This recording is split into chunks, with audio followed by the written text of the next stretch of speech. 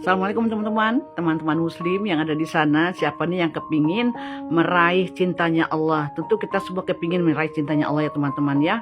Dalam surat Al-Baqarah ayat 222 kita ketahui yang berbunyi Bismillahirrahmanirrahim. Innallaha yuhibbut tawabina wa yuhibbul mutatahhirin. Allah menyukai orang-orang yang bertaubat dan menyukai orang-orang yang suci atau menghindari dari maksiat. Nah teman-teman, dari itu mari kita terapkan ayat 222 ini dari surat Al-Baqarah. Supaya apa? Supaya kita dapat meraih cintanya Allah. Jangan lupa kita dalam keadaan selalu berwudu. Kemudian kita menghindari dari perbuatan maksiat, kita selalu menghindarinya. Nah, ceramah dari Ustadz Adi Hidayat. Ya teman-teman, terima kasih. Mari kita simak videonya. Assalamualaikum. Ustadz, tolong ajarkan saya satu amalan yang dengan itu saya akan mencintai Allah dan tidak akan ada apapun lagi selain Allah dalam hidupku. Jika terlalu banyak, saya tidak sanggup satu amalan saja. Alhamdulillah. Baik. Sudah? Sudah, langsung jawabannya dari Quran saja. Di Quran surah kedua Al-Baqarah ayat 222. Sudah? Quran surah kedua ayatnya 222. Di ujungnya, Innallaha yuhibbut tawwabina wa yuhibbul mutatahhirin. Allah akan sangat mencintai orang-orang yang senang tobat dan senang menjaga diri dari maksiat. Maka kalau Anda tanya amalannya apa, singkat saja, rajin istighfar. Sudah? Rajin apa? Istighfar dan menghindarkan diri dari maksiat. Itu jawaban Quran langsung supaya mendapatkan cinta Allah. Kalau mau latihan istighfar yang enak, lakukan sebelum subuh. 5-10 menit sebelum subuh. Itu ada di Al-Quran surah ke-15 ayat 18. Ada orang-orang yang rutin istighfar sebelum subuh tiba. Nama waktunya sahar. Wabil asharihum yastaghfirun. Astaghfirullahalazim. Astaghfirullahalazim. Astaghfirullahalazim. Alladzi la ilaha illa huwal hayyul qayyum wa atubu ilaih. Latihan istighfar sampai cirinya begini, Cirinya istighfar itu bisa refleks keluar di lisan kita dalam setiap keadaan.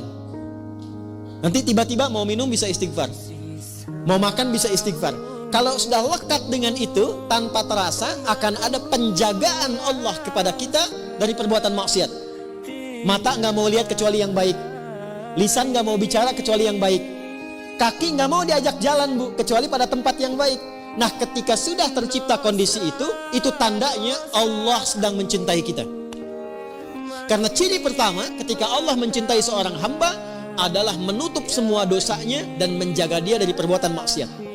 Itu ada di Quran surah ketiga Ali Imran di ayat 31. Ketika seseorang sudah mendapatkan cinta Allah, maka diberikan tandanya bukan pada harta, bukan pada kedudukan. Jadi kalau ibu misalnya semakin kaya, suami semakin tinggi kedudukan, jangan disimpulkan bahwa itu tanda cinta Allah, jangan. Ya. Kalau dalam saat yang sama belum mampu menjaga diri dari perbuatan maksiat. Tanda cinta yang Allah berikan yang pertama pada seorang hamba adalah menghapuskan dosanya dan menjaga hamba itu dari perbuatan maksiat. Qul in kuntum tuhibbunallaha fattabi'uni yuhibbukumullah. Allah akan cintai seorang hamba. Kapan dicintai itu? Wa yaghfir lakum dzunubakum, ketika Allah mengampuni seluruh dosanya dan menjaga dirinya dari perbuatan maksiat. Maka yang lakukan istighfar sampai merasakan kenikmatan istighfar itu. Saya berikan rahasia yang ketiga ya, dan ini mungkin yang terakhir rahasianya. Bu, kalau istighfar sudah rutin dan rutin dilakukan dalam diri, maka yang paling dahsyat itu bahkan bisa menghadirkan nikmat Allah sebelum kita menjalani kebutuhannya. Bahasa gampangnya begini, bahkan perkara rezeki pun sebelum butuh Allah sudah siapkan. Sampai ke titik itu. Ya, sampai ke titik itu. Makanya dulu banyak orang-orang yang kalau ingin menarik perhatian Allah, dia banyak istighfar. Atau punya hajat itu, ya sesuatu yang bahkan penting, itu istighfar. Saya pernah cerita nggak di sini kisah tukang roti dengan Imam Ahmad tuh? Pernah nggak? Kan ada seorang tukang roti itu rajin istighfar. Istighfar.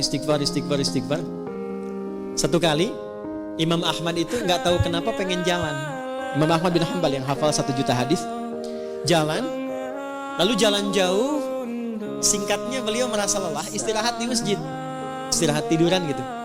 Itu oleh marbot masjid diusir supaya keluar dari sini katanya ya. Padahal itu imam besar karena belum tahu ini siapa, imam besar viral, diusir keluar. Istirahatlah di luar masjid, di pelataran. Itu sampai di luar pun diusir juga. Kata Imam Ahmad, saya istirahat sebentar. Enggak, Anda keluar. Ya, orang Arab itu kalau ngusir, pertama idhab, pergi. Kedua barwah, luar. Ketiga rawah. Rawah itu maksudnya sudah jengkel. Kalau sudah jengkel, rawah, keluar dengan ruh-ruhnya sekalian. Rawah. Itu Imam Ahmad keluar. Begitu keluar, lalu kemudian lewatlah tukang roti tadi. Ya, dia sedang membuat adonan. Karena melihat seseorang itu sedang lelah, capek, dipanggil, "Syekh, kesini aja istirahat," katanya. Ya. Lalu ketika istirahat, Imam Ahmad melihat setiap dia bikin adonan, dia istighfar. Ditanyalah kemudian oleh Imam Ahmad, "Ma faidatu istighfarika laka?" Tuan katanya, apa manfaat istighfar ini kepada pekerjaan Anda? Karena saya lihat setiap mau bikin adonan, istighfar. Selesai, istighfar. Bikin lagi, istighfar. Imam Ahmad bukan tidak tahu manfaatnya, tapi ingin memastikan apakah keberkahan istighfar itu hadir pada tukang roti ini atau tidak. Maka apa jawabannya? Perhatikan jawabannya. Wallahi, ini kisah nyata. Demi Allah, tidak pernah saya membiasakan istighfar ini kecuali semua hajat saya dikabulkan oleh Allah Subhanahu wa taala. Tidak pernah saya baca istighfar ini kecuali semua hajat saya dikabulkan oleh Allah Subhanahu wa taala. Cuman satu yang belum terkabul sampai saat ini. Apa itu kata Imam Ahmad? Saya bermohon kepada Allah dengan istighfar saya, ya Allah, mohon pertemukan saya dengan Ahmad bin Hanbal sebelum saya wafat atau sebelum beliau wafat. Maka kata Imam Ahmad, astagfirullah, katanya, la haula wala quwata illa billah. Jadi karena istighfar ini saya diperjalankan, saya dikeluarkan dari rumah Allah di masjid, bahkan saya dikeluarkan dari halaman masjid hanya karena istighfar Anda untuk bertemu dengan Anda. Sayalah Ahmad bin Hanbal. Ya. Ibu jangan lakukan itu pada saya ya.